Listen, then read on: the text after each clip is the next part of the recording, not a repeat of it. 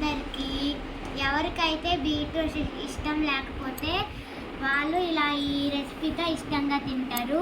ఎలాగంటే మా మమ్మీ చేస్తుంది కదా, పింక్ అంటే బీట్రూట్ చపాతీ. ఇప్పుడు చూడండి నేను ఎలా చేస్తున్నాను.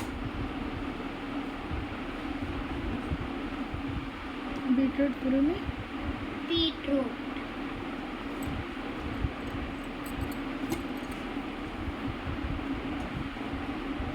ఏమేమి ఉన్నాయి చెప్పు. బీట్రూట్ తురిమి and oil and water and salt వేసి కలిపి అలా కలిపి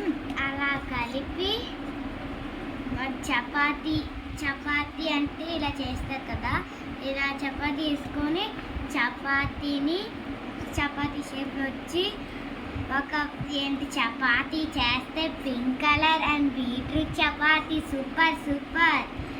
ఎవరికైతే ఇష్టం లేని వాళ్ళు ఇష్టంగా తింటారు. Okay, bye.